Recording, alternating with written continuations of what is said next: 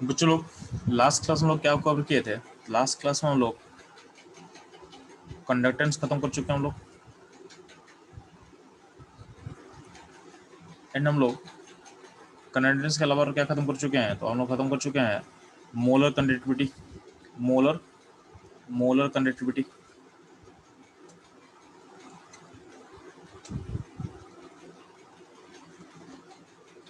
ठीक है। Molar conductivity का फॉर्मूला ऐसा कुछ होता है, मतलब एक सिंबल होता है, उसका फॉर्मूला को मैं लिखा था, क्या था? इसको आप लिख सकते हो K/C। क्या लिख सकते हो आप लोग? इसको K/C, ठीक है। तो K/C में मैंने क्या बोला था कि अगर आपको SI में, अगर वो आपको लेमडा का वैल्यू SI में चाहिए, उसमें पुट करना K को SI में, K पुट करना SI में, और C पुट करोगे मोल पर मीटर क्यूब में, तो आपको लेमडा का SI का वैल्यू मिल जाएगा। आपको लेमडा मोलर कंडक्टिविटी को निकालना CGS में, तो उसका तरीका क्या था बच्चों लोग? उसका तरीका था, आपको फॉर्मूला कैसे यूज करना है? तो फॉर्मूला यूज करना है K/C ही यूज करना है। इसमें K को वैल्यू पुट करो CGS में। CGS में क्या होता है? K क्या होगा? साइमन सेंटीमीटर इनवर्स होता है। और SI में K का क्या होता है? यूनिट होता है साइमन मीटर इनवर्स होता है, साइमन मीटर इनवर्स होगा, ठीक है। और इसमें C किससे पुट करो? तो C पुट करोगे मोल पर सेंटीमीटर क्यों पुट करो C को। ये होता है आपको मोलर कंडक्टिविटी का फॉर्मूला, मोलर कंडक्टिविटी का फॉर्मूला, ठीक है। अब ध्यान ना, किसी में बोला गया था कि जनरली कॉन्सेंट्रेशन किस में दिया रहता है? मोलरिटी में, ठीक है। तो if concentration is given in mol, C is given in molarity, ठीक है। तो मोलरिटी दिया रहेगा, तो इसमें आपको लेमडा एम अगर निकालना हो, तो अगर आपको एसआई में निकालना हो, तो फॉर्मूला भी यूज करोगे K/1000 C। यहाँ पर C क्या होगा? मोलरिटी में होगा, और K क्या होगा? K होगा साइमन मीटर इनवर्स में। और आपको CGS में निकालना हो, तो आप यूज करोगे 1000 K/C। इसमें C होगा CGS में, यानी साइमन सेंटीमीटर इनवर्स में पुट करोगे। तो ये कब अप्लाई करना है? जब आप कॉन्सेंट्रेशन मोलरिटी में दिया रहेगा। ये काम कर लेना है, ठीक है। ये काम कर लेना है। ये था आपका लेमडा एम का अलग अलग फॉर्मूला, यानी मोलर कंडक्टिविटी का अलग अलग फॉर्मूला है, ठीक। अब ध्यान देना,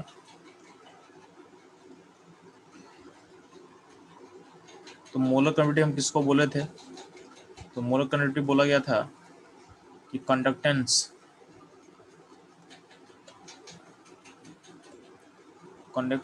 of 1 mole electrolyte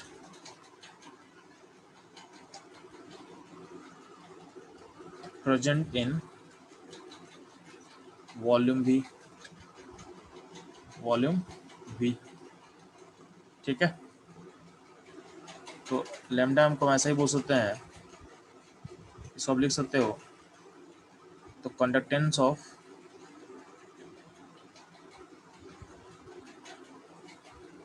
of 1 unit cube into V, यानी, और एक यूनिट क्यूब का कंडक्टेंस को बोलते हैं हम के बोलते हैं। तो लेमडा एम के लिए हम क्या बोल सकते हैं?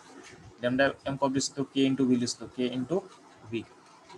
तो लेमडा एम का ये भी एक फॉर्मूला था आपके पास, ठीक। अब ध्यान ना, तो पहला मेरा पॉइंट है कि आपको मोलर कंडक्टिविटी समझ में आ चुका था। अब फोकस करो आप लोग, एक टर्म होता है equivalent conductivity. Equivalent conductivity,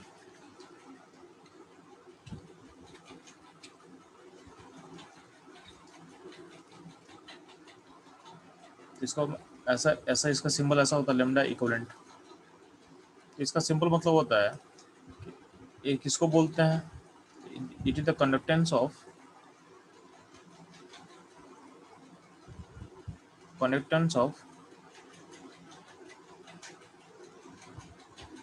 one equivalent electrolyte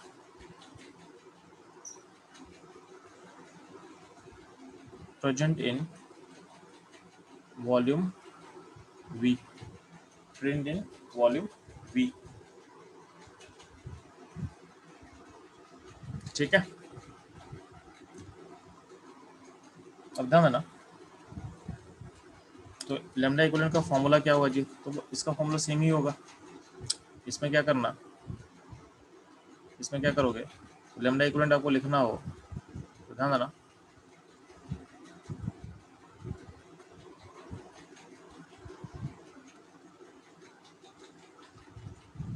तो अगर सीजीएस में लिखना हो तो आप अप्लाई करोगे क्या, लैम्डा इक्विवेलेंट इक्वल टू 1000 के/सी अप्लाई करना। सी होगा साइमन सेंटीमीटर इनवर्स में, और सी किस में होगा, तो सी होगा नॉर्मलिटी, सी होगा नॉर्मलिटी में। और आपको एसआई में निकालना है तो उसे फॉर्मूला यूज करना K/1000 C, जिसमें सी यूज करोगे आप, के यूज करोगे साइमन मीटर इनवर्स में, और सी होगा आपका नॉर्मलिटी। सी क्या होगा, नॉर्मलिटी। ठीक है, तो इस तरीके से आपको इक्विवेलेंट कंडक्टिविटी निकालने आना चाहिए। अब पॉइंट होता है कि मोलर कंडक्टिविटी और इक्विवेलेंट कंडक्टिविटी में रिलेशन क्या होगा, molar conductivity and equivalent conductivity में रिलेशन क्या होता है। ठीक है, तो अगला क्वेश्चन अपना रहेगा relation between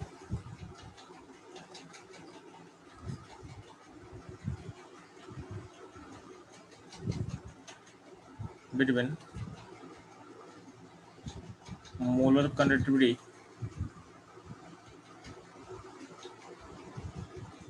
and equivalent conductivity.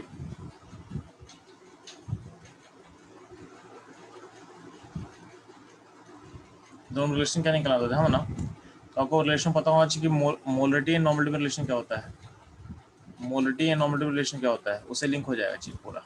ठीक है, तो ध्यान दोगे, नॉर्मलिटी होता क्या है, नॉर्मलिटी में पढ़ चुके हैं क्या होता है, equivalence by volume of solution litre. Equivalence होता क्या है, इक्विवेलेंस बेसिकली होता क्या है, तो वेट बाय इक्विवेलेंट वेट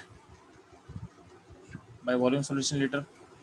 अब इक्विवेलेंट वेट क्या होता है, तो weight by molar mass by n factor, ये होता है आपका इक्विवेलेंस।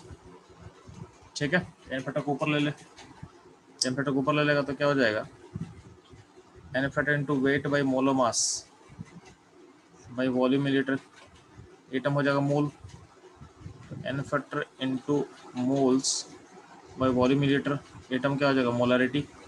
यानी नॉर्मलिटी इक्वल टू क्या होता है, एन फैक्टर इनटू मोलरिटी होता है।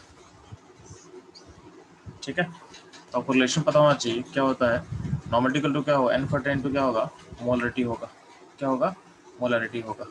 ठीक है, अब ध्यान दोगे। तो अगर बात करते हैं कि हम बात कर रहे हैं इक्विवेलेंट कंडक्टिविटी का, ये क्या था, ये बेसिकली था 1000 K/C, और C यहाँ पे क्या है, C है नॉर्मलिटी।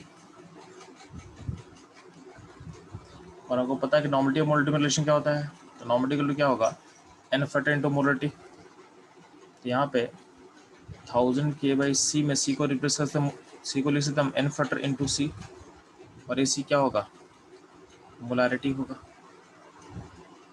तो अल्टीमेटली ये जो ए टर्म आएगा, ए टर्म क्या होगा, ए टर्म होगा मोलर कंडक्टिविटी, इसको मिल सकता ऊपर हो जाएगा molar conductivity divided by n factor equal to क्या होगा, लैम्डा इक्विवेलेंट। तो मोल इसे आप लिंक कर सकते हो कि मोलर कंडक्टिविटी इक्वल टू क्या होगा, n factor into lambda equivalent. यानी इक्विवेलेंट कंडक्टिविटी को अगर आप मल्टीप्लाई करो एन फैक्टर से तो मिल जाएगा आपका मोलर कंडक्टिविटी मिल जाएगा आपको।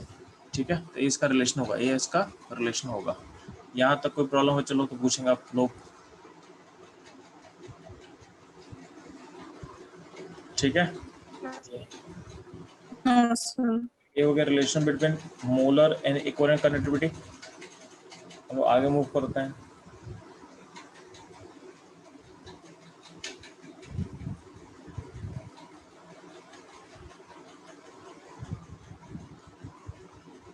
तो ध्यान ना, नेक्स्ट हमारा फोकस रहेगा डिपेंडेंस ऑफ, यानी आपका मोलर कंडक्टिविटी किस पे डिपेंड करता है। तो ध्यान देना आप,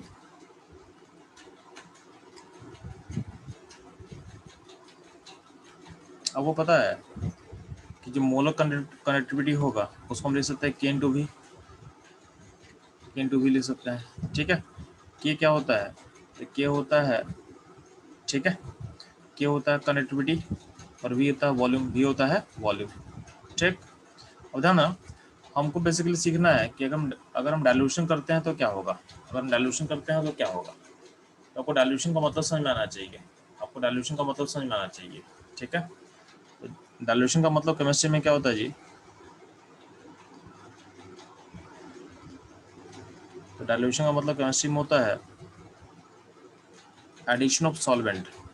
तो क्या होगा, एडिशन ऑफ सॉल्वेंट।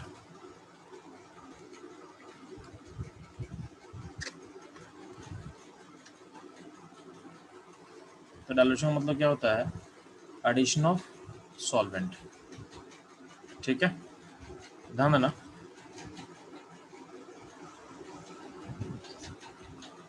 तो डाइल्यूशन का मतलब क्या होगा, एडिशन ऑफ सॉल्वेंट।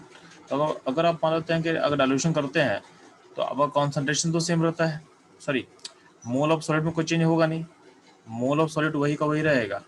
ठीक है, मोल ऑफ सॉलिड क्या रहेगा, वही का वही रहेगा। इसका मतलब क्या है, तो मोल ऑफ सॉलिड क्या रहता है, कांस्टेंट रहता है,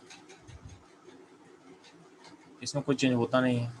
और वॉल्यूम को आप ऐड कर रहे हो तो अल्टीमेटली क्या होगा, कॉन्सेंट्रेशन क्या होता है, कॉन्सेंट्रेशन होता है मोल ऑफ वॉल्यूम। वॉल्यूम को अगर आप इंक्रीज कर रहे हो और मोल कांस्टेंट, तो अल्टीमेटली क्या होगा, कॉन्सेंट्रेशन क्या होगा, घटेगा। कॉन्सेंट्रेशन क्या होगा, घटता है। तो डायल्यूशन का मतलब होता है कि कॉन्सेंट्रेशन डिक्रीज करेगा, कॉन्सेंट्रेशन क्या होगा, डिक्रीज करेगा। ठीक है, तो जब कॉन्सेंट्रेशन डिक्रीज करेगा, और एक और टर्म होता है डायल्यूशन को अगर हम बढ़ाते जाएंगे तो एक टर्म होता है इनफाइनाइट डायल्यूशन, इनफाइनाइट डायल्यूशन। ठीक है, डायल्यूशन के अंदर ही टर्म होता है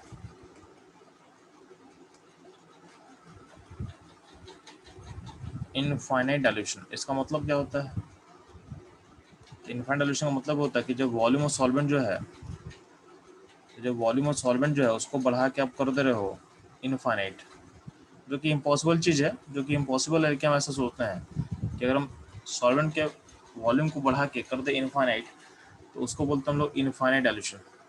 इनफाइनाइट डायल्यूशन में होता क्या जी, इनफाइनाइट डायल्यूशन में होता क्या है कि आपका जो कॉन्सेंट्रेशन है, कॉन्सेंट्रेशन अप्रोच करता है जीरो को। ठीक है, क्योंकि कॉन्सेंट्रेशन होता क्या है, मोल बाई वॉल्यूम, तो वॉल्यूम हो गया इनफाइनाइट और मोल कांस्टेंट रह गया, तो मोल में कोई चेंज नहीं है, और वॉल्यूम हो गया इनफाइनाइट, वॉल्यूम हो गया इनफाइनाइट, तो क्या होगा, कॉन्सेंट्रेशन क्या होगा, जीरो को अप्रोच करेगा। तो इनफाइनाइट डायल्यूशन पे ध्यान देना, इनफाइनाइट डायल्यूशन पे आपका कॉन्सेंट्रेशन अप्रोच करता है जीरो। एक और चीज़ याद रखना, जब भी आप डील कर रहे हो वीक इलेक्ट्रोलाइट से, ठीक है, जब भी डील करता हो वीक इलेक्ट्रोलाइट से, तो आपको पता है कि वीक इलेक्ट्रोलाइट फुली डिसोसिएट नहीं करता है। ठीक है, तो वीक इलेक्ट्रोलाइट का अपना एक अल्फा होता है, अल्फा मतलब उसका होता है डिग्री ऑफ डिसोसिएशन। क्या होता है, डिग्री ऑफ डिसोसिएशन, यानी वीक इलेक्ट्रोलाइट फुली डिसोसिएट नहीं करता है। ठीक है, तो बोला गया है, और ये जो अल्फा का वैल्यू होता है ये क्या होता है, ये वन से छोटा होता है, वन से छोटा होता है। लेकिन बोला गया है कि अगर आपका अगर हम करते हैं इनफाइनाइट डाइल्यूशन, अगर हम करते हैं इनफाइनाइट डाइल्यूशन उस पॉइंट पे,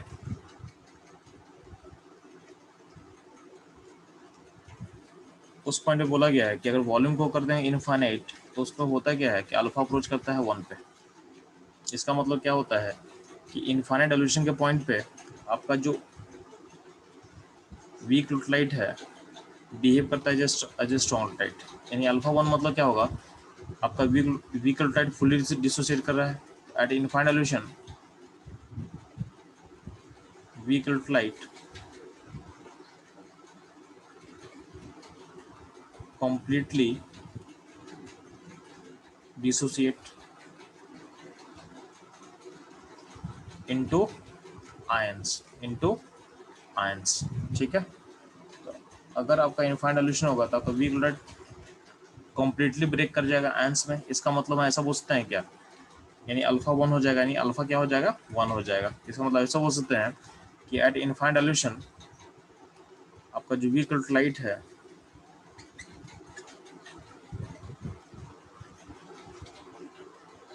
बिहेव्स एज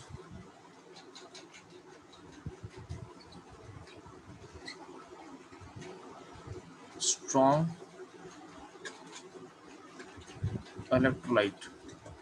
ठीक है, तो वीक क्लोराइड बिहेव करता है जैसे स्ट्रॉन्ग इलेक्ट्रोलाइट। ये चीज दिमाग से रखना है, ये चीज आपको दिमाग में सेट रखना है। ठीक है, अब ध्यान देना, यहाँ बोला गया है कि अगर मान ले तेरा मोलर कनेक्टिविटी के को हम K/V लिख सकते हैं। ठीक है, जैसे बोला गया इस K/V में जो वॉल्यूम का टर्म है, जो वॉल्यूम का टर्म है वो स्लाइटली डोमिनेट करता है, स्लाइटली डोमिनेट करता है, तो वी टर्म स्लाइटली डोमिनेट्स। ठीक है, आपका वॉल्यूम का जो फैक्टर होता है वो स्लाइटली क्या होता है, डोमिनेट करता है। आपका वॉल्यूम फैक्टर क्या होगा, स्लाइटली डोमिनेट करेगा। ठीक है, अब ध्यान देना, अगर आप सॉल्वेंट के वॉल्यूम को बढ़ाते हो तो सॉल्यूशन का वॉल्यूम भी क्या इंक्रीज करेगा। तो अगर सॉल्वेंट इंक्रीज करेगा तो सॉल्यूशन का वॉल्यूम इंक्रीज करेगा, तो अल्टीमेटली क्या होता है, कॉन्सेंट्रेशन घटता है। कॉन्सेंट्रेशन घटने का मतलब क्या होता है, आयंस पर यूनिट वॉल्यूम।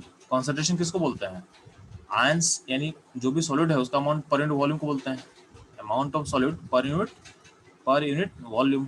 तो अगर आपका कॉन्सेंट्रेशन घट रहा है इसका मतलब क्या होगा, आयंस पर यूनिट वॉल्यूम क्या होगा, घटेगा। ठीक है, और आपको पता है कि 1 यूनिट वॉल्यूम का जो कंडक्टेंस होता है उसको हम क्या बोलते हैं, तो कंडक्टेंस ऑफ 1 यूनिट क्यू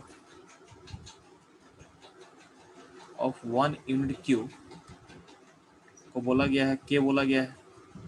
तो अगर आपके 1 यूनिट की वॉल्यूम में कॉन्सेंट्रेशन घटेगा यानी आयन का नंबर घटेगा तो कंडक्टेंस घटेगा। सिंपल सा चीज है ना, कि आपका आयन का नंबर अगर पर यूनिट क्यू में घटेगा, पर यूनिट वॉल्यूम में घटेगा तो कंडक्टेंस घटेगा उस यूनिट का, तो के भी क्या होगा, घटेगा। इसलिए बोला गया है कि जब भी आप सॉल्वेंट ऐड करते हो किसी सिस्टम में तो सॉल्यूशन वॉल्यूम कब बढ़ेगा, कॉन्सेंट्रेशन घटेगा, बट के कॉन्सेंट्रेशन घटेगा और आपका के भी घटेगा, के भी आपका घटेगा, यानी कि जो कनेक्टिविटी है सॉल्यूशन का भी घटेगा। बट जो मोलर कनेक्टिविटी है बट आपका जो मोलर कनेक्टिविटी है वो क्या होगा, इंक्रीज करेगा। आपका मोलर कनेक्टिविटी क्या होगा, इंक्रीज करेगा। ठीक है, बट आपका मोलर कनेक्टिविटी क्या होगा, इंक्रीज करेगा।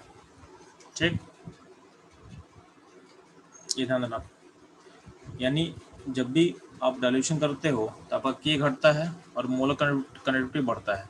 तो के घटने का रीजन क्या होता है, के घटने का रीजन ये है कि आप कंसंट्रेशन डिक्रीज करेगा तो आपको पर यूनिट वॉल्यूम में आपका आयन का नंबर घटता है, इसलिए के घटेगा, इसलिए के घटेगा। लेमडा एम बढ़ता क्यों है, क्योंकि अल्टीमेटली देखो लेमडा एम दो चीज का प्रोडक्ट है, लेमडा एम दो चीज का प्रोडक्ट है, के इंटू वी का है। के इंटू वी में के डिक्रीज कर रहा है बट वॉल्यूम तो बढ़ रहा है ना, वॉल्यूम तो बढ़ रहा है, दोनों दोनों आपस में क्या है, एक दूसरे का अपोजिट काम कर रहा है। तो बोला गया है कि वॉल्यूम का जो फैक्टर होता है वो डोमिनेट करता है स्लाइटली, और स्लाइटली ज़्यादा नहीं, स्लाइटली डोमिनेट करता है, स्लाइटली डोमिनेट करेगा। तो अल्टीमेटली वॉल्यूम बढ़ रहा है तो उसका डोमिनेंस अगर ज़्यादा होगा तो आपका ये चीज़ बढ़ेगा। ठीक है, ठीक है, यहाँ तक डाउट चलो।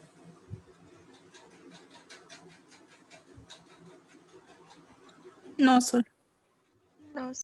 ठीक है, चलो तो यहाँ तक क्लियर आप लोगों को।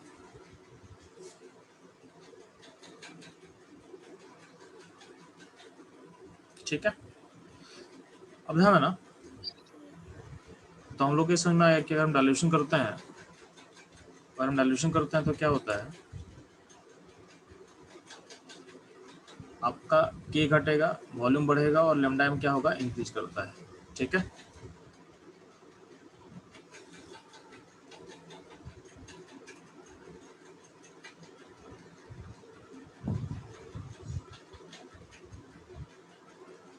अब ध्यान दोगे यहाँ पे, तो पॉइंट होता है कि लैम्डा एम आके बढ़ता क्यों है, पॉइंट होता है कि लैम्डा एम आके बढ़ता क्यों है, तो उसका दो रीजन होता है।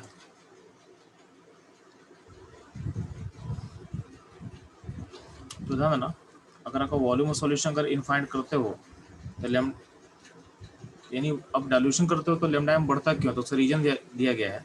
तो अगर आपका अल्ट्राइट वीक होता है, ध्यान देना, आपका अल्ट्राइट वीक होता है तो उसका बढ़ने का रीजन क्या बोला गया है कि जैसे जैसे आप डाइल्यूशन करते हो, यानी आप जब वॉल्यूम बढ़ाओगे तो कंसंट्रेशन क्या होगा, घटेगा।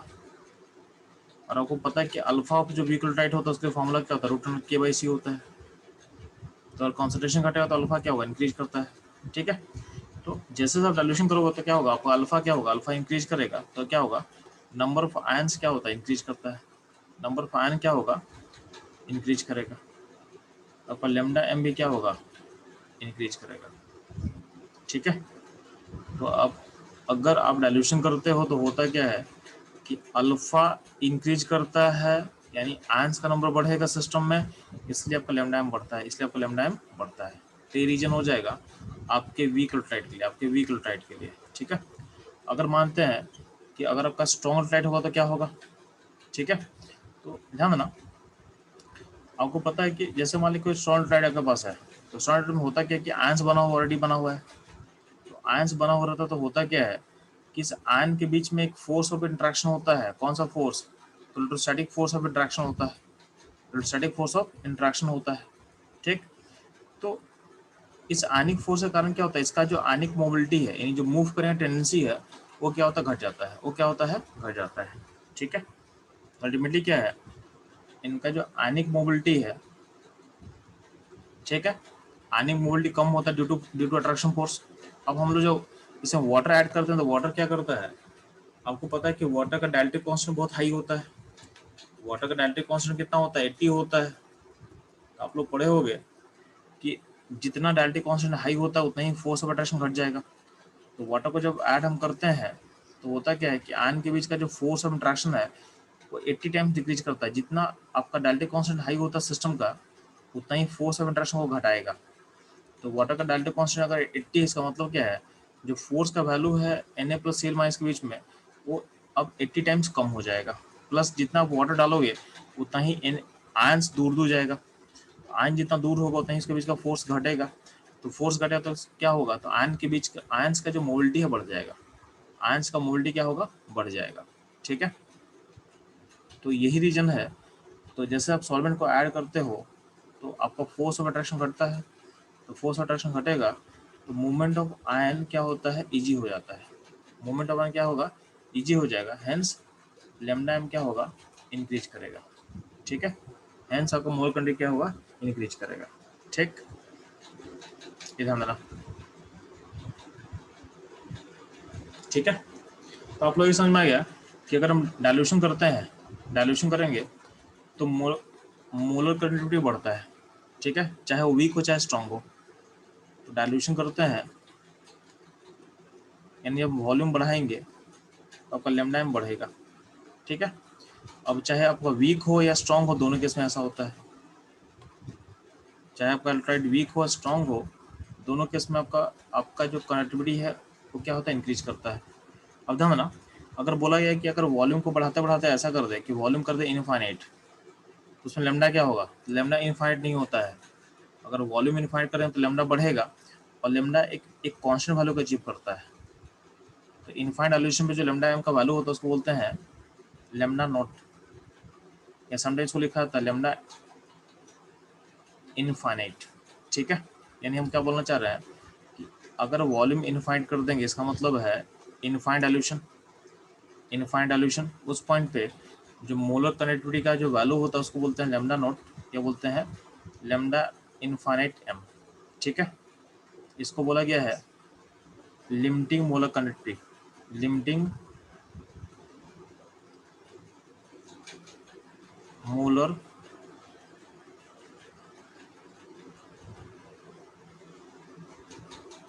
कनेक्टिविटी, इसको बोला गया है लिमिटिंग मोलर कनेक्टिविटी, ठीक।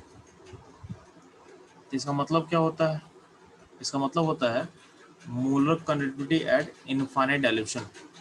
इसका मतलब होता है molar connectivity eight infinite dilution. इसका मतलब क्या बोलना चाह रहे हैं, जब वॉल्यूम बड़ा होगा तो आपका जो मोलर कनेक्टिविटी है एक कांस्टेंट वैल्यू का अचीव करता है, जिसको बोला गया है लिमिटिंग मोलर कनेक्टिविटी, या बोला गया है molar connectivity eight infinite dilution, eight infinite dilution, ठीक है, तो ध्यान ना, तो चाहे वीक हो चाहे स्ट्रांग हो, दोनों केस में क्या होगा, वैल्यू अचीव करता है एक लिमिटिंग वैल्यू को अचीव करेगा। ठीक है, तो ये लिमिटिंग वैल्यू हम निकालते कैसे हैं, पॉइंट आता है कि लिमिटिंग वैल्यू निकाला कैसे जाता है। ठीक है, तो अगला चैलेंज होगा कि ये जो लिमिटिंग वैल्यू है इसको हम कैलकुलेट कैसे करते हैं। ठीक है, तो नेक्स्ट है हाउ टू फाइंड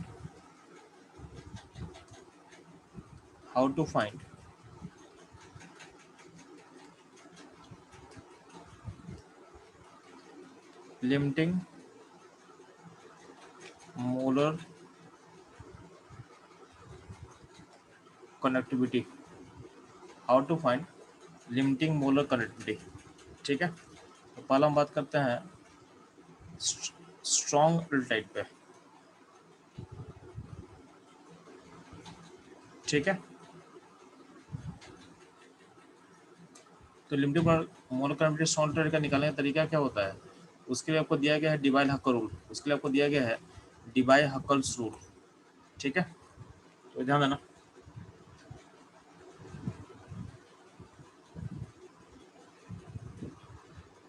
तो बोला क्या गया है कि लिमिटिंग मोलर कनेक्टिविटी का एक रिलेशन निकाला गया है स्ट्रॉन्ग लेटराइट के लिए। किसके लिए, स्ट्रॉन्ग लेटराइट के लिए। तो बोला क्या गया है कि molar connectivity at any concentration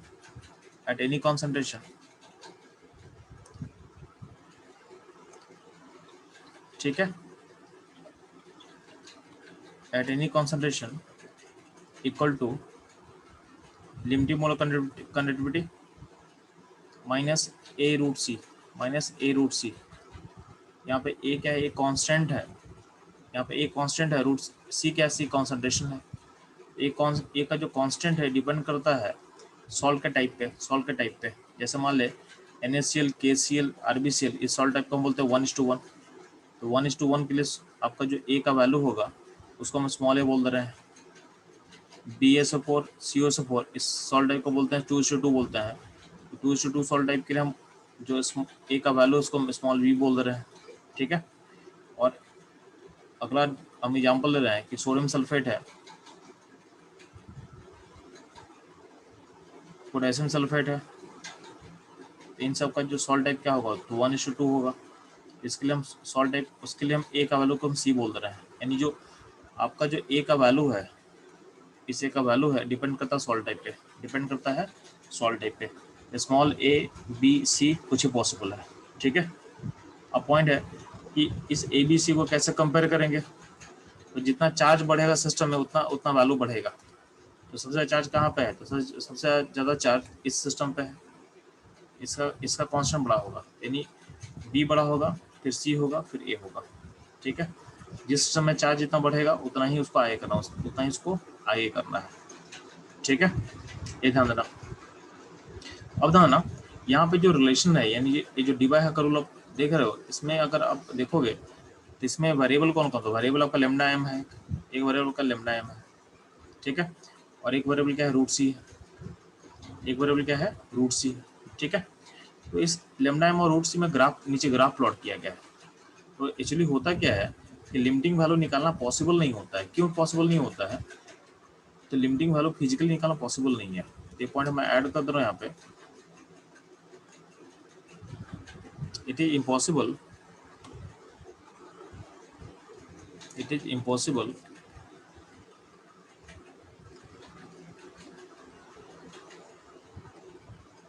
to find limiting value physically possible नहीं है निकालना। क्यों, क्योंकि वॉल्यूम को इनफाइंड करना इज नॉट पॉसिबल। किसी भी वॉल्यूम को इनफाइंड करना पॉसिबल अपने लिए नहीं होता है। अगर वॉल्यूम इनफाइंड करना पॉसिबल नहीं है तो आपको लिमिटिंग वैल्यू निकालना पॉसिबल नहीं होगा। तो आखिर हम लिमिटिंग वैल्यू निकालते कैसे हैं, तो ध्यान देना। तो डिवाइड-हक्कल रूल आपको एक रिलेशन देता है। ठीक है,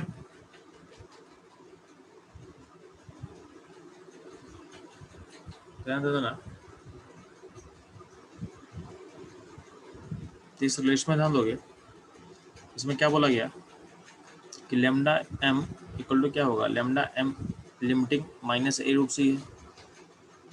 इसमें देखोगे दिस वर्सेस इसको y मानते हो, रूट सी को अगर x मानते हो तो ए लाइन होगा स्ट्रेट लाइन, इसको आप y equal to M X plus C से लिंक कर सकते हो।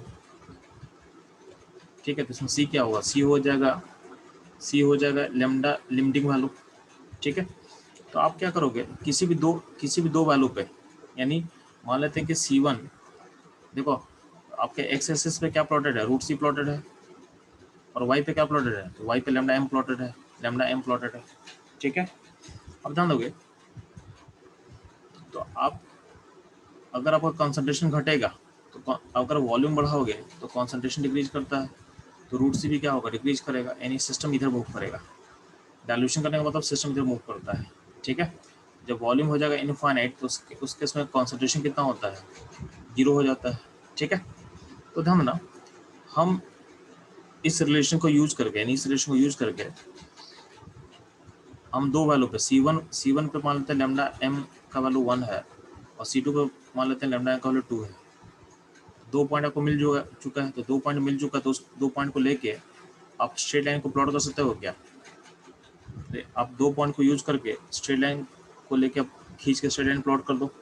अब स्ट्रेट लाइन को एक्सटेंड करो, तो जहाँ पे लाइन कट करेगा आपके वाई एक्सिस को, वही हाइट हो जाएगा लेमडा लिमिटिंग वैल्यू इसका, स्ट्रॉन्ग अल्टरलाइट का। ठीक है, तो स्ट्रॉन्ग का लेमडा लिमिटिंग कैसे फाइंड करते हैं, तो डिवाई हक्कल एक्सप्रेशन को यूज करेंगे, और स्ट्रेट लाइन दो पॉइंट जूम करके, दो पॉइंट निकाल करके, यानी C1 पे लेमडा 1 है एंड C2 पे लेमडा M2 है, उन दोनों का यूज करके स्ट्रेट लाइन को लिखेंगे, और स्ट्रेट लाइन को एक्सट्रापोलेट करेंगे, तो जहाँ पे वाई से कट करेगा वही हो जाएगा लिमिटिंग वैल्यू, वही हो जाएगा आपका लिमिटिंग वैल्यू। ठीक है, वही हो जाएगा आपका लिमिटिंग वैल्यू। ठीक, तो ये ध्यान देना, आपको ये ध्यान देना है। ठीक है, इस तरीके से हम लिमिटिंग वैल्यू ऑफ स्ट्रॉन्ग अल्टरलाइट निकालते हैं। तो ये हो गया स्ट्रॉन्ग अल्टरलाइट का निकालने का तरीका। ठीक है, तो हम लोग स्ट्रॉन्ग का कैसे निकालते हैं जी, तो स्ट्रॉन्ग का निकालने का हम यूजिंग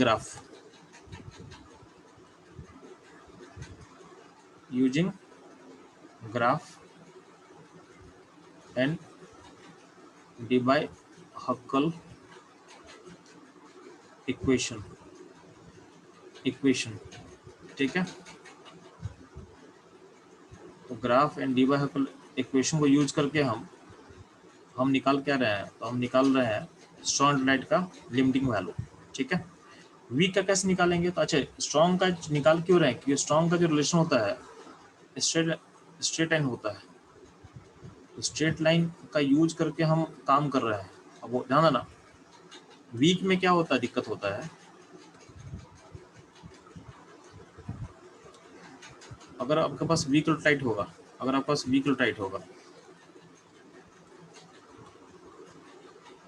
तो वीक टाइट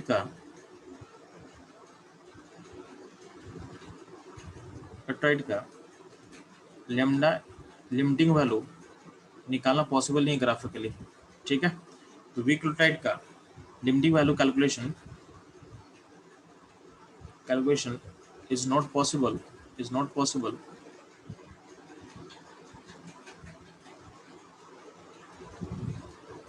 using graphically।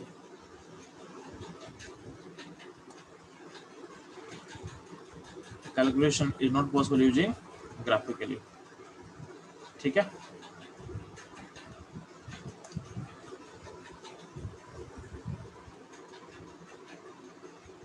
अब ध्यान ना, इसमें होता क्या जान दोगे,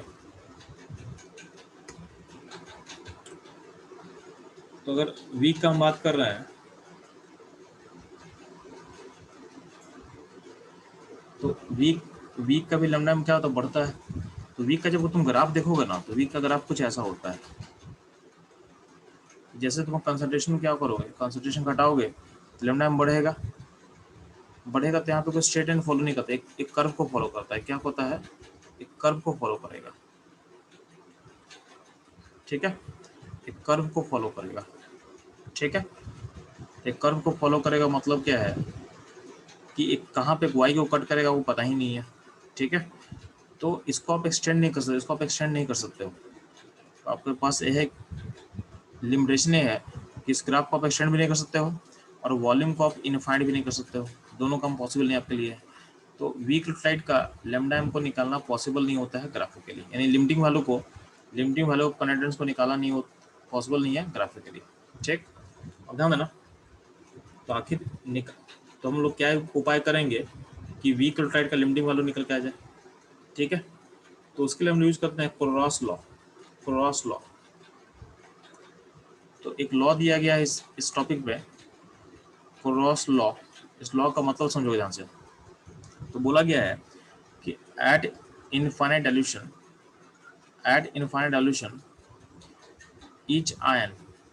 each ion is free from all other type of interaction। तो अगर हम इनफाइनाइट डाइल्यूशन करते हैं तो होता क्या है कि आयंस क्या होता है, दूर दूर चला जाता है, मतलब आयंस के बीच का डिस्टेंस क्या हो गया, बहुत दूर हो गया। तो आयंस अगर इनफाइनाइट डाइल्यूशन पे है तो आयंस बाकी टाइप के इंटरेक्शन से क्या होता है, फ्री होता है। ठीक है, इसका मतलब क्या है कि उसके मोबिलिटी में, इसको मूवमेंट में बाकी आयन इंटरफेयर नहीं करेगा। इसका मतलब क्या है कि ईच आयन कंडक्ट इंडिपेंडेंटली, यानी बाकी आयन से कोई मतलब नहीं है, तो हर आयन क्या होगा, इंडिपेंडेंटली कंडक्ट करेगा। इसका मतलब ये है कि अगर आपके पास NaCl का हम बात कर रहे हैं, तो अब NaCl सॉल्ट में दो आयन है, NaCl में दो आयन है, एक है Na+ NCl-। बोला क्या गया है कि अगर आप इन दोनों, अगर मान लेते हैं कि अगर आप NaCl का निकालो, तो NaCl का कनेक्टिविटी आप निकालो किसी भी कॉन्सेंट्रेशन पे, तो किसी भी कॉन्सेंट्रेशन में अगर आप NaCl का वैल्यू निकालोगे, ठीक है, और उसी कॉन्सेंट्रेशन पे आप सोडियम प्लस का अलग निकालो और Cl का अलग निकालो, तो उस केस में NaCl का वैल्यू हमेशा कम होगा। ठीक है, क्यों होगा, क्योंकि सोडियम आयन अगर अलग रहेगा, Cl अगर अलग रहेगा, तो उसका पावर क्या हो, अलग होगा। ठीक है, NaCl में क्या होता है कि NaCl में दोनों आयन रहेगा तो आपस में क्या अट्रैक्टर रहेगा, अगर दोनों में अट्रैक्शन होगा तो क्या होगा, इसका मोबिलिटी कुछ ना कुछ घट जाएगा। तो आप सोडियम प्लस को अलग निकालो, Cl को अलग निकालो, उसका वैल्यू को जोड़ोगे और NaCl को एक साथ निकाल के जोड़ोगे, तो दोनों की कनेक्टिविटी यानी आपके मोलर कनेक्टिविटी में फर्क रहेगा और जो NaCl का वैल्यू है वो छोटा रहेगा। बट अगर यही काम हम करें एट इनफाइनाइट डाइल्यूशन पे, सेम काम हम करें अगर वॉल्यूम को इनफाइनाइट कर दे, तो वॉल्यूम जब इनफाइनाइट कर देंगे तो उस टाइम में क्या होता है, NaCl जो सॉल्ट है उसका भी सोडियम और Cl क्या होगा, वो फ्री हो चुका है, वो भी क्या होगा, वो भी दूर जा चुका है, यानी आपस के अट्रैक्शन से क्या फ्री हो चुका है। तो इस केस में जो सोडियम क्लोराइड का जो लिमिटिंग वैल्यू है वो सोडियम के वैल्यू और क्लोरीन के वैल्यू का सम के बराबर होगा, यानी आयन को तुम इंडिपेंडेंटली ऐड करो तो इक्वल टू सॉल्ट हो जाएगा। कब, लिमिटिंग पे, यानी जब वॉल्यूम इनफाइनाइट होगा उस टाइम पे। हमेशा ऐसा नहीं बोल सकते हैं, यानी जब लिमिटिंग वैल्यू पे बात करोगे, यानी जब वॉल्यूम इनफाइनाइट होगा उस टाइम में क्या होता है कि जो सॉल्ट का जो मोलर कनेक्टिविटी है वो उसके आयन के मोलर कनेक्टिविटी के सम के बराबर हो जाता है। ठीक है, उसके आयन के वैल्यू के बराबर हो जाएगा। यहाँ तक कोई डाउट है बच्चों तो पूछ सकते हैं, इसमें कोई प्रॉब्लम बच्चों लोग? सर और एक बार समझ दीजिए। ठीक है, चलो मैं समझाता हूँ फिर से। जिस लॉ के अकॉर्डिंग ध्यान देना, जैसे मान लें कि तेरे पास NaCl सॉल्ट है, ठीक है, और तेरे पास Na+ अलग से है और Cl- अलग से है। तो अगर इस सॉल्ट का तुम लेमडा लिखेगा और इसका लिखेगा, तो जनरली क्या होता है कि सॉल्ट में जो Na+Cl है उसमें एक अट्रैक्शन फोर्स होता है। तो अट्रैक्शन फोर्स होगा तो इसमें क्या होगा, इसका जो मोबिलिटी है यानी जो मूवमेंट है, इस अट्रैक्शन फोर्स के कारण क्या होता है, कुछ घट जाएगा। तो लेमडा ऑफ NaCl आप लिखोगे किसी भी कॉन्सेंट्रेशन पे, तो उसका वैल्यू लेमडा Na+लेमडा से क्या होगा कि सम से कुछ छोटा होगा। क्यों, क्योंकि जब आयन फ्री होगा तो उसको मूवमेंट में कोई दिक्कत नहीं है, तो आयन इजीली फ्री होगा, और तुम सॉल्ट लोगे तो सॉल्ट में अट्रैक्शन फोर्स के कारण क्या होगा, एक कम होगा।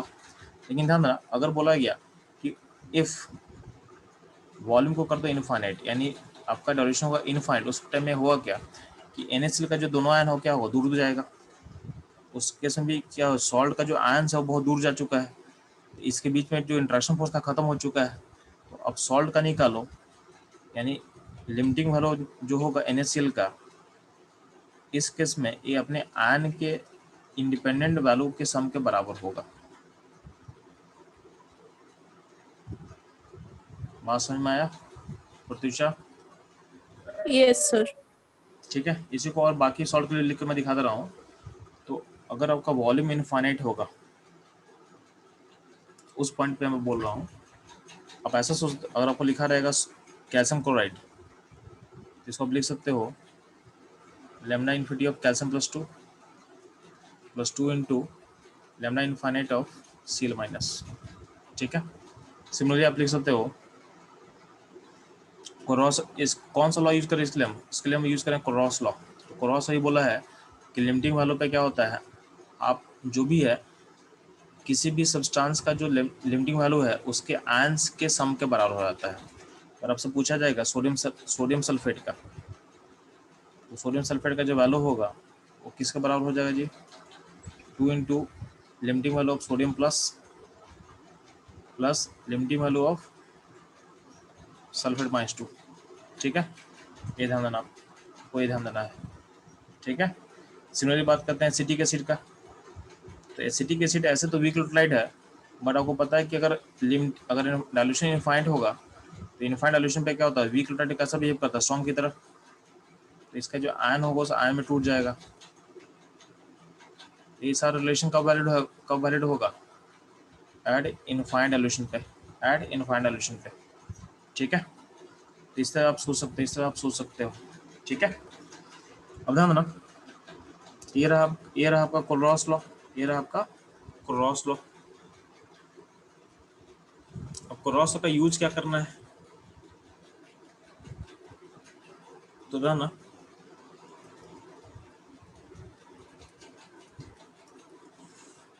तो बोला गया कि इनफाइनाइट डाइल्यूशन पे क्या होता है, वीक इलेक्ट्रोलाइट का अल्फा होता है 1, ये बता चुके हम लोग। तो इसलिए आप एसिडिक एसिड के लिए भी लिख सकते हो इसको, यानी इनफाइनाइट डाइल्यूशन पे आप वीक इलेक्ट्रोलाइट को भी स्ट्रॉन्ग की तरह मानोगे तो उसके लिए भी आप क्रॉस लॉ को अप्लाई कर सकते हो। ठीक है, इसका पहला एप्लीकेशन है, हमको क्रॉस लॉ को लिखना है in form of equivalent connectivity. तो अगर ध्यान दे, ये जो हम लॉ लिख रहे हैं, तो ये सारा किसके फॉर्म में है, ये आपके मोलर कनेक्टिविटी के फॉर्म में है। इसको हम इक्विवेलेंट कनेक्टिविटी में रिप्लेस करते क्या होगा। ठीक है, ये ध्यान देना।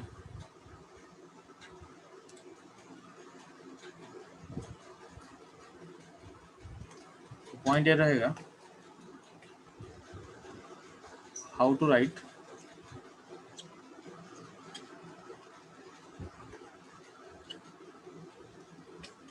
Colros law in terms of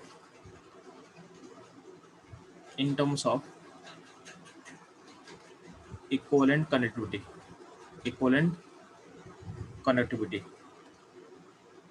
इसको कैसे लिखेंगे जी, ना बहुत सिंपल है। बहुत सिंपल क्या है, जब भी आपको ऐसा लिखा रहेगा ना कि आपको लिखना है इसके लिए Al2SO4 होल थ्राइस, तो आप पहले मोलर का लिख लो ना, पहले मोलर का लिख लो। तो आप मोलर लिखो तो क्या होगा, lambda infinity of Al2SO4 whole thrice equal to क्या होगा, 2 into L+3, 2 into lambda infinity of L+3 plus 3 into lambda infinity of sulphate. ठीक है, अच्छा ध्यान देना, इसमें क्या करोगे, ये आपका मोलर में है, इसको इक्विवेलेंट में चेंज करो। तो आप लोग क्या सीखे हो, अब ध्यान देना, यहाँ पे शुरू में आपको सिखाया जा चुका है कि मोलर और इक्विवेलेंट में रिलेशन क्या होता है जी। तो मोलर कनेक्टिविटी इक्वल टू होता है n factor into equivalent connectivity. ठीक है, तो इसका यूज करके हम लोग क्या करेंगे, यहाँ देखो जो मोलर वैल्यू है लिया हुआ इसको इक्विवेलेंट में चेंज करेंगे। तो एल्युमिनियम सल्फेट का n फैक्टर कितना होगा, तो 6 होगा। तो इसको ऐसा लिख सकते हैं क्या कि 6 into lambda equivalent of L2SO4 whole thrice equal to, यहाँ पे क्या होगा, यहाँ पे n फैक्टर कितना है जी, यहाँ पे 3 होगा इन्फिनिटी इसका एल्यूमिनियम प्लस 3 का, तो क्या होगा यहाँ पे 2 into 3 lambda infinity of equivalent of L plus 3 plus sulphate ion का इन्फिनिटी कितना होगा, तो इसका इन्फिनिटी 2 होगा, क्या लिखोगे 3 into 2 into lambda infinity of equivalent of sulphate.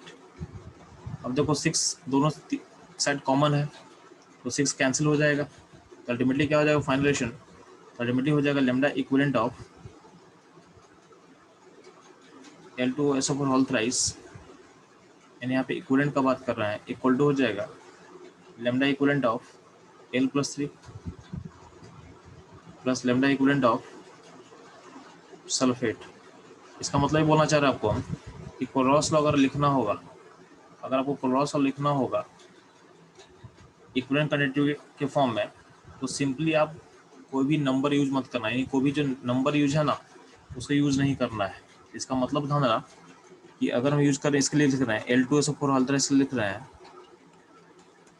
तो आप क्या लिखोगे lambda equivalent of L2SO4 whole thrice में आयन क्या क्या है, आयन सल्फेट है और अल्मोनियम है, तो अब बस अल्मोनियम और सल्फेट का इक्विवेलेंट वालों को लिख देना बस, और कोई नंबर का यूज मत करना। जैसे मान लीजिए कि सोडियम सल्फेट के लिए आपको लिखना है, तो सोडियम सल्फेट के लिए अगर आप क्रॉस लिखोगे in terms of equivalent conductivity, आप क्या यूज करोगे lambda equivalent of sodium sulphate. इसमें आयन क्या क्या है, तो सोडियम आयन है और क्या सल्फेट आयन है, तो बस आप लिखोगे equivalent of sodium ion plus limiting value of sulphate ion का इक्विवेलेंट वैल्यू।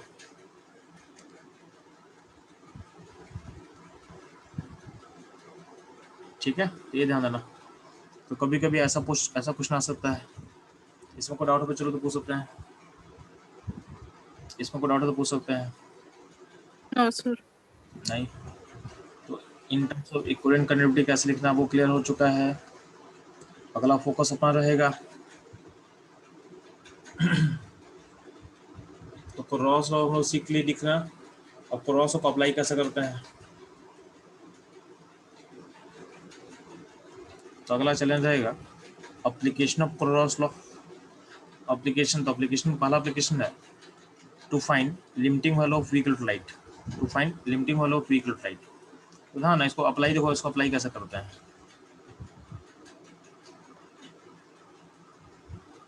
मान लेते हैं कि आपके पास दिया हुआ है HCl का लैम्डा इनफाइनाइट दिया हुआ है, सब स्ट्रॉन्ग लाइट है ना, इसका लैम्डा एम दिया हुआ है आपको, सोडियम स्टेट भी क्या सॉल्ट है, तो ये भी स्ट्रॉन्ग फ्लाइट होगा। इसका भी लैम्डा दिया हुआ है और NaCl का भी दिया हुआ है, इसका लैम्डा एम क्या दिया, उसको मान लेते हैं A दिया हुआ है, B दिया हुआ है, C दिया हुआ है। ठीक है, ये गिवन है, तो ये तीनों स्ट्रॉन्ग फ्लाइट है, इसका लैम्डा एम आपको दिया हुआ है, लिमिटिंग वैल्यू दिया हुआ कब का, लिमिटिंग वैल्यू मिला आपको, तो फाइंड करना आपको एसिटिक एसिड का, आपको एसिटिक एसिड कैसा अल्टरेट होता है, वीक अल्टरेट होता है, इसका आपको लैम्डा पता करना है, इसका आपको लैम्डा लिमिटिंग पता करना है। ठीक है, ये आपको निकालना है। तो देखो इसको मैं इसमें क्रॉस अप्लाई कैसा होता है, ध्यान ना, और आपको लैम्डा इन्फिनिटी ऑफ CH3COH पता करना है, तो इसका मतलब क्या है, इसका मतलब आपको lambda infinite of acetate ion पता करना है और लैम्डा इनफाइनाइट ऑफ H+ पता करना है। अगर दोनों पता चल जाएगा तो आपको दोनों को ऐड करके आप निकाल सकते हो। ठीक है, अब ध्यान ना, अगर आप HCl को देखते हो, HCl, तो अब ध्यान देना, लैम्डा इनफाइनाइट ऑफ HCl को आप क्या ले सकते हो, lambda infinite of H+ plus lambda infinite of Cl-, जो कि वैल्यू दिया हुआ है A दिया हुआ है आपको। अगला वैल्यू देना लैम्डा इनफिनिटी ऑफ CH3CO- को कैसे लिख सकते हो आप, इसको आप लिख सकते हो lambda infinite of CH3CO- plus lambda infinite of Na+, तो हो जाएगा B। और लैम्डा इनफाइनाइट ऑफ NaCl क्या होता है जी, तो lambda infinite of Na+ NCl-, ये हो गया आपके लिए C हो गया। अब ना ये तीनों गिवन दिया हुआ है, यानी आपके पास तीन इक्वेशन है 1 2 3, अब देखो 1 2 3 का यूज करके हमको निकालना है, हमको इसको निकालना है, इसको हमको निकालना है। तो बहुत सिंपल है, हमको चाहिए क्या, हमको स्ट्रेट एंड चाहिए और एक्सप्रेस चाहिए। तो एक्सप्रेस कहाँ से मिलेगा, तो एक्सप्रेस हमको यहाँ से मिलेगा पहले क्वेश्चन में, और स्ट्रेट एंड हमको सेकंड क्वेश्चन मिलेगा। यानी हम 1 और 2 को ऐड कर देंगे, तो 1 और 2 को ऐड करने से मेरे को एक्सप्रेस और स्ट्रेट एंड मिल गया। लेकिन हमको एक्स्ट्रा क्या मिल गया, तो हमको एक्स्ट्रा मिल गया Na+NCl-। इसको हटाना है, इसको हटाने के लिए क्या करेंगे, थर्ड इक्वेशन को माइनस कर दो। तो थर्ड माइनस कर दो क्या होगा, ये दोनों कट जाएगा। यानी इसका मतलब क्या है कि आप अगर पहले एंड सेकंड को ऐड करोगे तो फर्स्ट सेकंड को ऐड करने से आपको H+ मिल जाएगा और स्ट्रेट मिल जाएगा, ठीक है, जो अपने काम का चीज मिल गया। बट इस प्रोसेस में कहीं ना कहीं आपका Cl और Na+ एक्स्ट्रा आ गया है। तो Cl और Na+ को एक्स्ट्रा हटाने के लिए आप क्या करोगे, थर्ड को माइनस कर दो। तो थर्ड माइनस करो तो क्या होगा, आपका Na+ और Cl- हट जाएगा सिस्टम से। तो अल्टीमेटली अगर ये ऑपरेशन करते हो आप, यानी फर्स्ट सेकंड को ऐड करो और थर्ड को माइनस करो, तो आपका आपका एसिटिक एसिड का लिमिटिंग वैल्यू मिल जाएगा आपको। यानी क्या हो जाएगा आंसर, फर्स्ट का A, सेकंड का B और थर्ड का -C।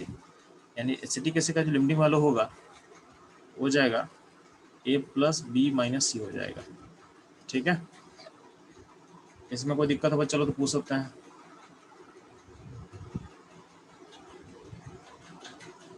प्रत्युषा, सर और एक बार।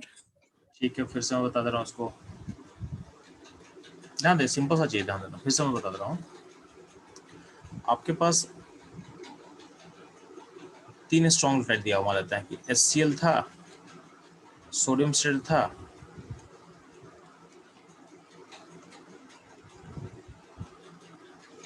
और आपके पास दिया हुआ है NaCl दिया हुआ है। और तीनों का लिमिटिंग वालों को दिया हुआ है, इसका A दिया हुआ है, इसका B दिया हुआ है, इसका C दिया हुआ है, ठीक है। और आपको पता करना, लिमिटिंग वालों पता करना है एसिटिक एसिड का, ये आपको पता करना था, ठीक है। तो ध्यान ना, एसिटिक एसिड लिमिटिंग वालों पता करने मतलब क्या पता करना है, इसका मतलब सिंपली पता करना है आपको स्ट्रेट आयन का वैल्यू और आपको H+ का वैल्यू पता करना है, आपको H+ का वैल्यू पता करना है। यानी आपको राइट वाला पार्ट पता करना है, ये पता करना है। तो ध्यान ना, HCl देखो, HCl से क्या मिलेगा, तो HCl से मिलेगा हमको H+ मिल जाएगा, और सोडियम स्लेट से मिल जाएगा स्ट्रेट आयन मिल जाएगा। यानी हम 1 और 2 को जोड़ेंगे, ये आपको 1 मान लेते हैं, 2 मान लेते हैं, तो 1 2 को ऐड करते हैं, यहाँ से H+ मिल गया, यहाँ से स्ट्रेट आयन मिल गया, तो मेरे काम का चीज मेरे को मिल गया। लेकिन 1 2 को जब ऐड करेंगे तो अब एक्स्ट्रा क्या ऐड कर दे रहे हो, सब Cl और Na को ऐड कर दे रहे हो।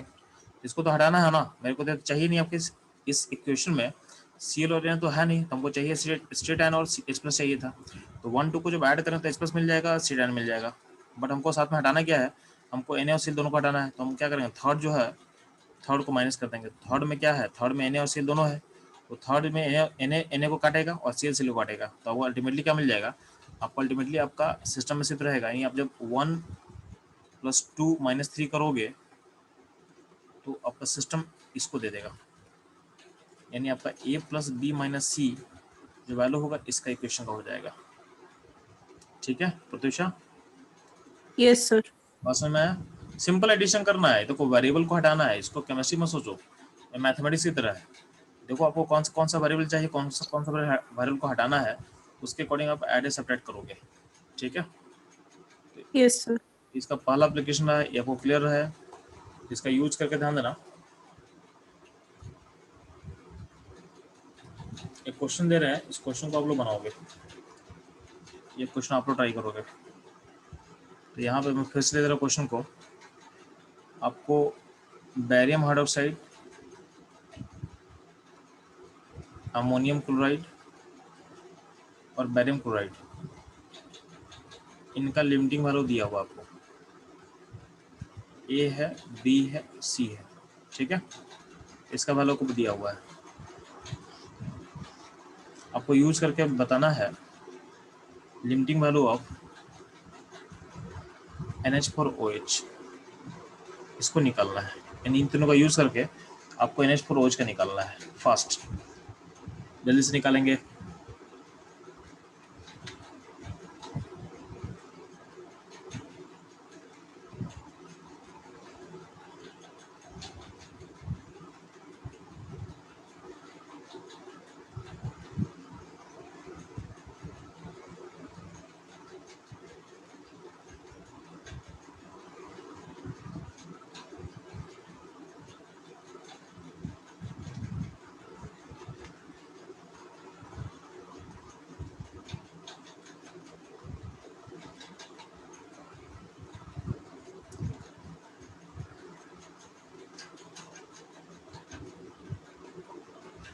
निकला बच्चा लोग?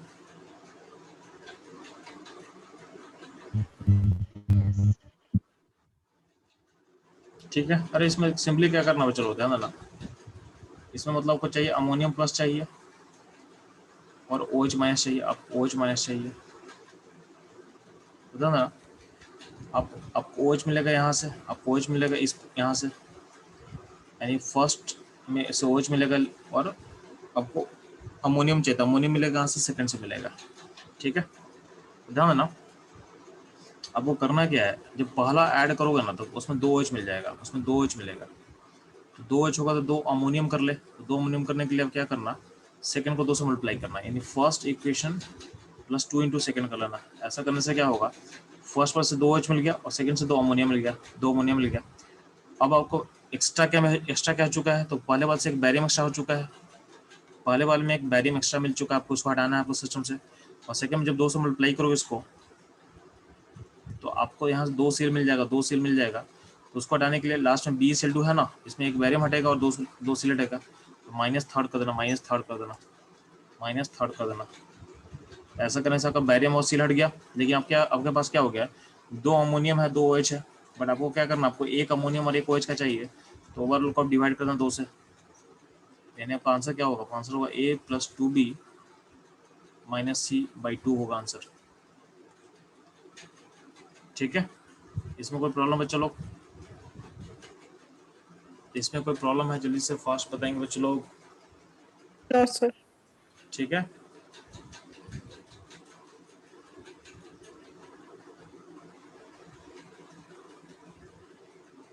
सर। एक सेकंड बच्चा, आपके नेक्स्ट क्वेश्चन में क्या दिया हुआ है, आपको बैरियम हाइड्रोक्साइड का वैल्यू दिया हुआ A, आपको अमोनियम सल्फेट का वैल्यू दिया हुआ B, आपको बैरियम सल्फेट का वैल्यू दिया C। ठीक है, इसका यूज करके आपको NH4OH का चाहिए, NH4OH का चाहिए, तो हम क्या करेंगे, हमको NH4OH का चाहिए तो क्या हुआ, 1 2 को ऐड करो, तो 1 2 को ऐड करेगा तो 2 OH मिल गया, 2 अमोनियम मिल गया। ठीक है, बट एक्स्ट्रा ऐड क्या गया, एक्स्ट्रा ऐड हो गया बैरियम आयन और सल्फेट आयन एक्स्ट्रा ऐड हो गया है, -3 कर लेते हैं, यानी 1 + 2 करेंगे और -3 करेंगे, तो ऐसा करने पे मेरे को मिल क्या जाएगा, तो मेरे को मिल जाएगा अमोनियम आयन 2 मिल जाएगा और हमको OH भी 2 मिल जाएगा, बट हमको 1 का चाहिए, तो क्या करेंगे, बाई 2 कर देंगे, बाई 2 कर देंगे, यानी इसका मतलब है A + B - C/2 कर देंगे तो अपना आंसर हो गया, अपना आंसर हो जाएगा। ठीक है, यहाँ तक कोई दिक्कत है चलो, यहाँ तक कोई दिक्कत है नहीं? चलो देखो, पहला एप्लीकेशन क्लियर हुआ आपको रॉस लॉ का, कि वीक क्लोराइड का हम लेमडा कैसे निकालते हैं। ठीक,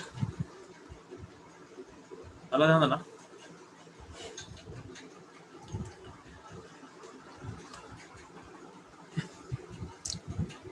रॉस लॉ का एप्लीकेशन अगला होता है, to find alpha of weak chloride, to find alpha of weak chloride. तो ध्यान देना, अगर कॉन्सेंट्रेशन, देखो कॉन्सेंट्रेशन अगर 0 होता है, ठीक है, तो कब होगा, जब वॉल्यूम होगा इनफाइनाइट, तो उस टाइम अल्फा का वैल्यू होता है 1 और लेमडा का वैल्यू होता है लेमडा इन्फिनिटी, ये ध्यान देना।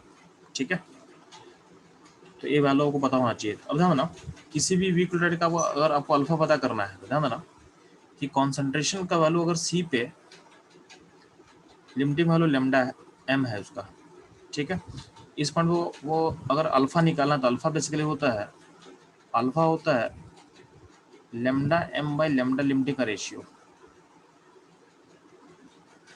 तो किसी भी कॉन्सेंट्रेशन पे वो अगर आपको अल्फा निकालना है तो क्या करोगे, उस पॉइंट का लेमडा m निकाल लेना और उसको डिवाइड कर देना लेमडा लिमिटिंग वैल्यू से, तो मिल जाएगा आपको उस कॉन्सेंट्रेशन का अल्फा मिल जाएगा।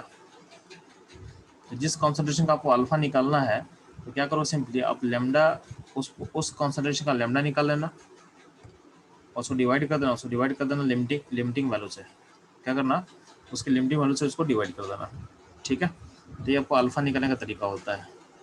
तो अल्फा क्या होगा किसी कॉन्सेंट्रेशन पे, उस कॉन्सेंट्रेशन का lambda by limiting value of lambda, यानी लिमिटिंग वैल्यू ऑफ लेमडा से डिवाइड कर दो तो तुमको मिल जाएगा अल्फा। ठीक, ये होगा अल्फा निकालने का तरीका। अब ध्यान देना, इस अल्फा का यूज करके हम लोग के निकालते हैं। जैसे मान लो कोई वीक इलेक्ट्रोलाइट है, तो वीक इलेक्ट्रोलाइट अगर मान लेते हैं ए बी है, तो ए बी क्या होगा, ए प्लस बी वन से टूटेगा। तो अगर हम एज्यूम करते हैं कि आपका वीक इलेक्ट्रोलाइट का कॉन्सेंट्रेशन सी दिया हुआ सिस्टम में, तो यहाँ पे क्या होगा, सी माइनस सी अल्फा होगा, और यहाँ पे सी अल्फा बनेगा। तो इसका जो के होगा, तो के अल्टीमेटली क्या हो जाएगा, C alpha square one minus alpha हो जाएगा। ठीक है, और इस क्वेश्चन अगर मान लेते हैं कि अल्फा का वैल्यू 0.05 से छोटा है, या फिर और अल्फा का वैल्यू क्या 1 से काफ़ी छोटा है, तो हम लोग क्या बोलते हैं, तो हम के को लिख सकते हैं सी अल्फा स्क्वायर लिख सकते हैं। ठीक है, यानी 1 माइनस अल्फा को हम ऑलमोस्ट 1 लिख सकते हैं।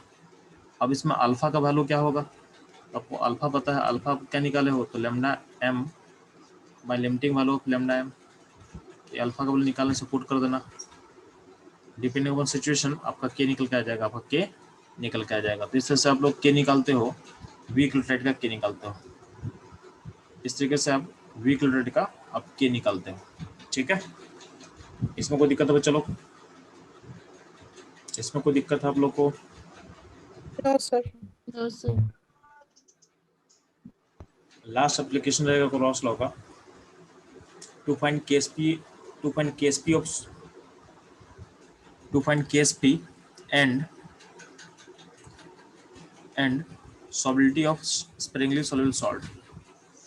ठीक है, तो हम इसका यूज करके केएसपी कैसे पता करते हैं, तो बहुत सिंपल सा चीज़ है, ध्यान देना।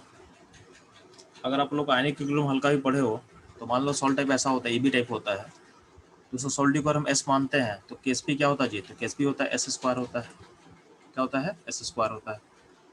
सिंपल से आपको बता रहे हैं कि अगर मान लो सॉल्ट टाइप एम और एन हो, तो इसका सॉल्युबिलिटी को अगर एस मानते हैं, इसका सॉल्युबिलिटी को अगर आप एस मानते हो,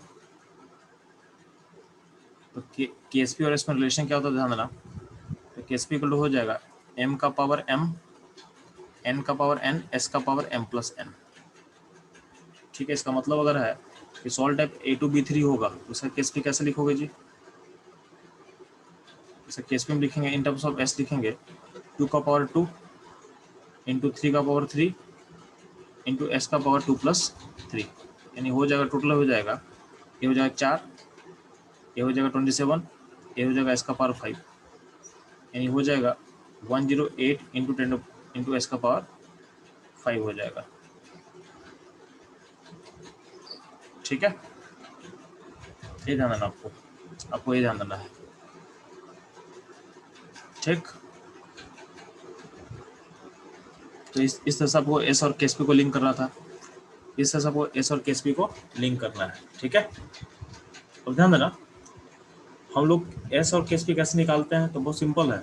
अब क्या करना, जिस भी सॉल्ट का हम बात करेंगे, जिसको हम निकालना है, उसका लिमिटिंग वैल्यू पे आप लेमडा एम जो है उसको इसको अप्लाई कर देना, के बाई 1000 सी कर लो, या फिर आप 1000 के इंटू सी कर लो, डिपेंडिंग अपॉन सीजीएस में है कि एसआई में है। उसका यूज करके आप सी निकाल लेना, यानी आपको सी निकालना है। ठीक है, तो लिमिटिंग वैल्यू से इक्वेट करके आपको सी निकालना है। तो जो सी निकलता है, यही सी होता है, जो सी निकलेगा यहाँ से, उसी को आप एस बोल सकते हो, क्या बोल सकते हो उसको, आप एस बोल सकते हो। तो यही जो सी है, इसी को बोला गया सॉल्बिलिटी, इसी को बोला गया सॉल्बिलिटी। और वंस आपका एस निकल जाएगा तो आप केएसपी निकाल सकते हो, आप केएसपी निकाल सकते हो फिर। ठीक है, वंस एस मिलेगा तो केएसपी निकाल सकते हो सॉल्ट टाइप के अकॉर्डिंग। इतना क्लियर रहेगा बच्चों लोग कि नहीं? आपको सिंपली क्या करना, लिमिटिंग वालों को यूज करके आपको सी निकाल लेना है, कि आपको क्वेश्चन में दिया रहेगा, अब सी निकालो, जो सी निकलेगा वही होगा सॉल्बिलिटी। वन सॉल्बिलिटी मिल गया तो आप केएसपी और एस का रिलेशन पता है, तो केएसपी एस का रिलेशन यूज करके आप केएसपी निकाल लेना सॉल्ट टाइप के अकॉर्डिंग। मान लो कि सॉल्ट टाइप अगर ए बी होगा, तो ए बी सॉल्ट टाइप का क्या हो जाएगा, केएसपी और एस का रिलेशन क्या हो जाएगा, एस स्क्वायर हो जाएगा। अगर सॉल्ट टाइप अगर होता है, अगर मान लेते हैं कि A2B3 होता है, इस टाइप सॉल्ट टाइप में केएसपी एस में रिलेशन क्या होता है, ये होता है इसमें 108 एस का पावर 5। यहाँ तो कोई दिक्कत है, यहाँ तो कोई दिक्कत है? No sir. ठीक है, तो ये रहा all about electrochemistry molar conductivity का सारा टॉपिक हम लोग खत्म कर चुके हैं, कोरोसा खत्म कर चुके हैं, तो सारा का सारा इन्फॉर्मेशन चलो आपको दे दिया जा चुका है। ठीक है, अब आप लोग चलो क्वेश्चन प्रैक्टिस करेंगे। ठीक है, और जो भी डाउट होगा नेक्स्ट क्लास पूछ लेना। ठीक, तो क्लास को यहीं पे एंड करता हूँ चलो।